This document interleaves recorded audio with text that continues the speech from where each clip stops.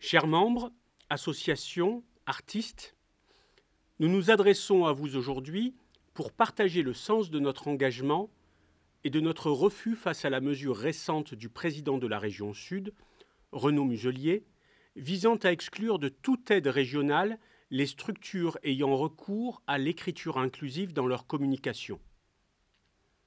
Vous devez savoir que les dossiers des têtes de l'art ont été retirés de la présentation au vote de la prochaine plénière suite à la demande explicite du Rassemblement national en commission technique.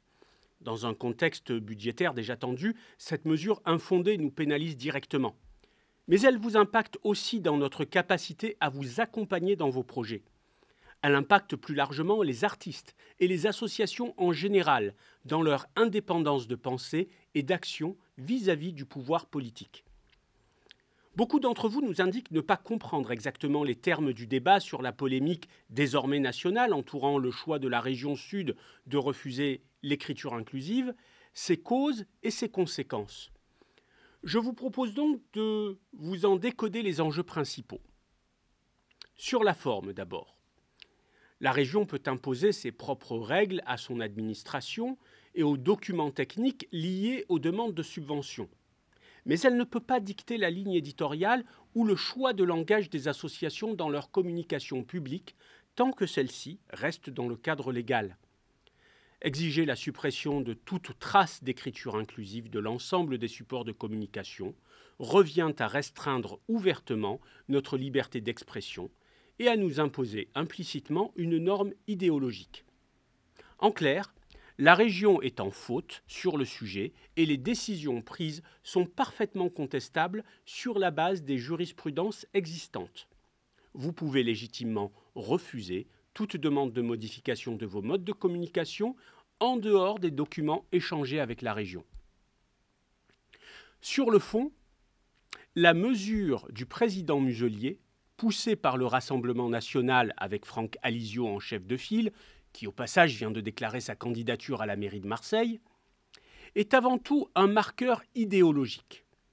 Elle vise à instaurer un contrôle politique sur la parole des associations au détriment de la diversité des points de vue et de l'indépendance de nos structures.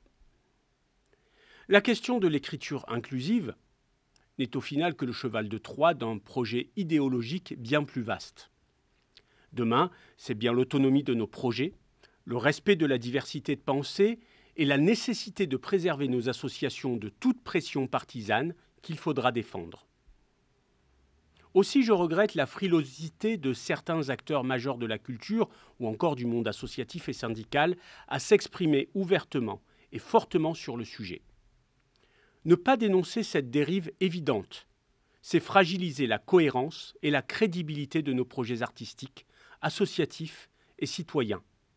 La parole doit être forte et collective.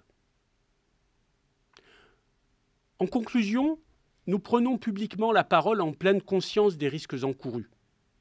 Nous refusons de céder à la pression politique car nous croyons à la force du débat, à la nécessité de préserver l'indépendance des associations et à l'importance de la diversité dans nos modes de communication. Nous ne faisons pas d'appel à l'aide, nous avons appris en 30 ans à défendre nos positions en toute indépendance.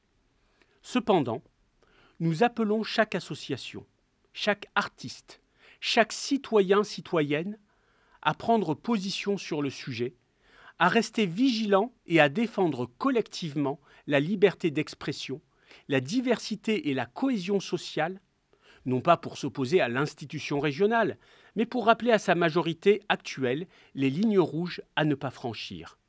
Aussi, n'hésitez pas à relayer ces messages.